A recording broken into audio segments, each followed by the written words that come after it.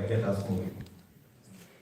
We will be having a conversation with the manufacturing entities later this year. We have the Business Summit, German Africa Business Summit in Nairobi in December, where again we will be discussing collaboration between the business entities in Germany and the business entities in Kenya, connecting the chambers of commerce between our two countries. I know we have the representative of the Chamber of Commerce right in our midst here, and looking at what opportunities we can explore together. So it is in this context that I am today in this great city of Berlin. Of course, aside from the fact that I also got an opportunity after President Steinmeier put a call to me early this year. I remember it was in the afternoon. And he asked me, Mr. President, we want Kenya to be the first country outside Europe to be the profile country in our Citizens Festival. It was a great recognition for our country. And I said, okay, it's an opportunity for us to come and showcase Kenya, showcase our talent, showcase our culture, showcase our music, showcase our creative economy. And I'm very happy with the collaboration and what I saw yesterday. A moment for us to celebrate as a country. It is one thing I'm very proud of, that we have built a very positive profile globally for Kenya. And today, in the world see Kenya from a different point of view. So to you guys who are in Germany, you are our best ambassadors. They say East West. Home is the best. And when actually the question came in the press conference yesterday, and there was this perception that, oh, maybe the Kenyans who will come to Germany, they will refuse to go back to Kenya. I told them we have a very beautiful country. And we are very proud of our home. And so nobody should mistake the fact that we are sharing our talent with the rest of the world. Nobody should have any mistake that we have a home, and we are very proud of our country. So we will do what we have to do, not just in Germany, but in all the other places in the world. But we know that finally we are home to go back. So otherwise, let me stop there. I do not want to monopolize this meeting. Let me stop there and to say I'm very happy to be here. My apologies that yesterday we were not able to make it to the meeting because I think there was a scheduling problem. We arrived here, I think 3 hours late, and therefore we had to push back some of the items because I was on the schedule of the leadership of this country. But I did tell Ambassador here that we must find a way of remedying the thing we didn't manage to do yesterday. I remember I met some gentleman at the festival and he asked me, so Mr. President, what's going to happen tomorrow? Can we schedule the meeting? I remember that I've seen that guy somewhere. Oh yeah. So I told him I'm looking forward and we will schedule it for tomorrow. Yeah, and I'm very happy that we are having this meeting.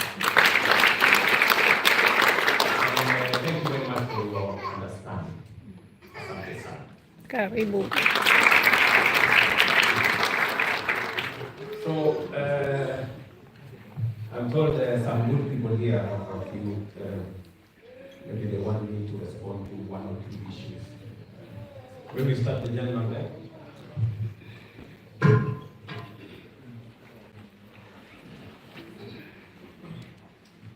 Or maybe before I do that, just out of respect, maybe I can ask former Prime Minister who is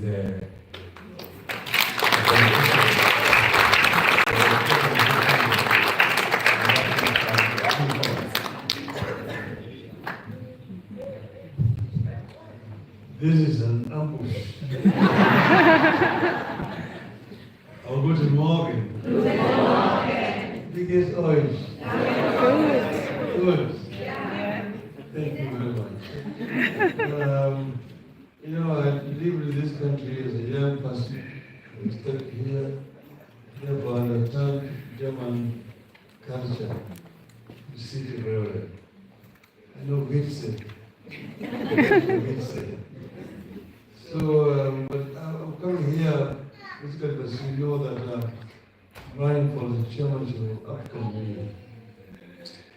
And that's why our trip here was decided. But then I was very happy to have the opportunity to see so many young people here living in Deutschland. And I know the kind of challenges that people face living here. So when I arrived here, I was a very young boy, and it was in winter. When I arrived, I saw the trees, I thought all these trees are dry. There are no leaves. Just thought that all these trees are just dead. Until spring came. And that was one of the coolest winter. For the last 50 years, there has never been a winter like that one. It lasted until May, so that institutions ran out of coal. Those were using coal at that time. They were not coming with the steam, heating, and now electric. So a number of institutions were closed because of that. You got to go and get coal packed and take it to the oven, so that you get the room warm and habitable. Then I made so many German friends at the time I was still. Then I went back. And then at that time, you know, Germany was divided, east and west. And I looked that if you are Kenyan, there is no problem. Because you did not need a visa to go to West Germany. You don't go a visa there to go to Britain. But you needed a visa to transit. When I was going to Britain from Germany, I had to get a Dutch transit visa and a Belgian transit visa. If you did not have it, at the border they will remove it from the train and put it back on the train going back to Britain. These days, just need a sharing visa. You can travel across the whole of Europe. See? This is what I'm saying. And this is the problem that we're having in Africa. Because in Africa, we still have a lot of problems. And he could have got it, saying that for him to travel across Africa, he needs 35 visas. But his French competitor does not need a visa to travel across Africa. He's a French passport. But with a Nigerian passport, you need a visa to travel to the African country. A shame. It's a shame. So, but let me now get back to Kenya. Kenya, we have what we call a demographic dividend. Because we have a large percentage of our population which are young. 70% of our population are below the age of 55. So we have got a youth dividend. But this thing here, it can be either a blessing or a curse. The youth can be a blessing or a curse. If you don't empower them through opportunities for education to acquire skills, they become basically failures. They become delinquents, drug addicts, criminals, so they're basically a burden to society. But if you impart skills on this youth, so that they are able to do work here and there, then they become a motive force for development. That's why you all the time give a lot of emphasis on education, from ECD through primary to secondary to university education.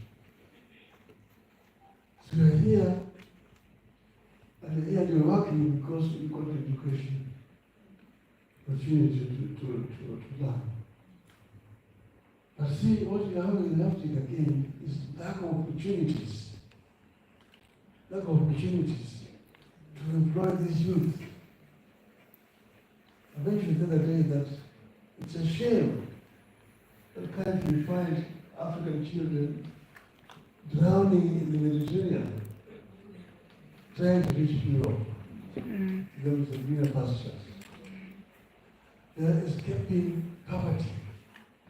Escaping lack of employment back on the continent of Africa. It's a shame. We need to create an enabling environment for these youths to be able to get employment in Africa. But that doesn't mean that it must only work for companies in Africa. That's why the reason why I'm very happy that we're talking about people living in Kenya and working for companies in Germany. This agreement has just been signed here between us.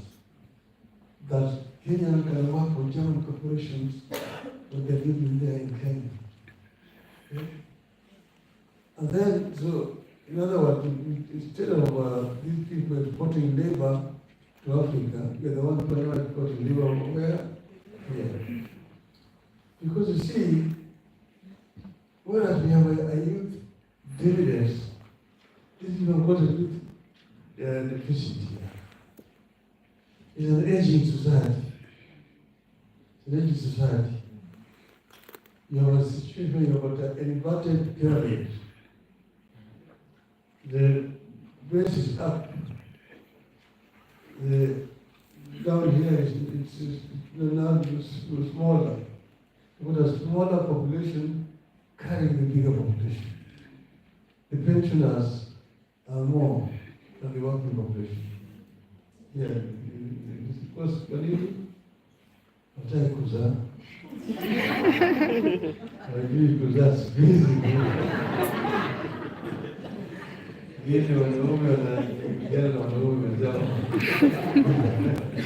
Kina mama wengine wataki wanakaa na wanaibu yao. Sijapinga hii mambo hii ya ushoga lakini sijaona mkono vile.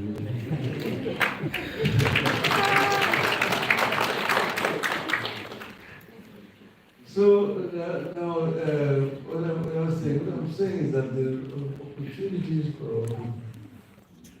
that's why I'm so happy that the government has signed an agreement here with the government of Germany, so that our people who are living here can live and work here properly without exploitation. This is very, very important. Because this is an agreement that is signed between the government and many other governments in Europe. Because the EU has got regulations about mobility of labor and how this, those people migrating from one country to another country are treated.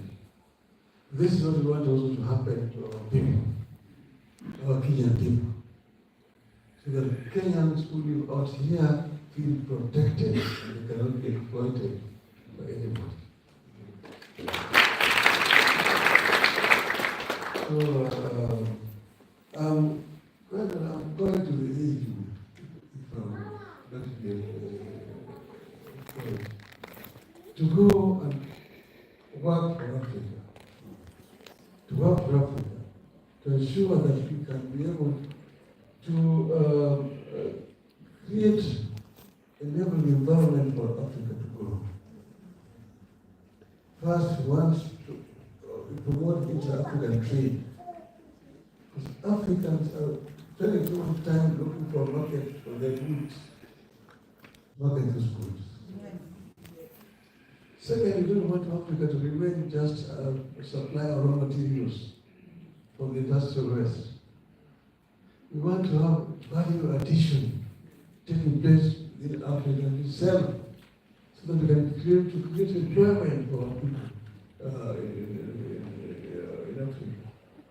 Africa is the richest continent in the planet Earth in terms of raw materials. All the industrial raw materials that we use in these countries, most of them come from Africa. Of iron and steel manufacturing. The first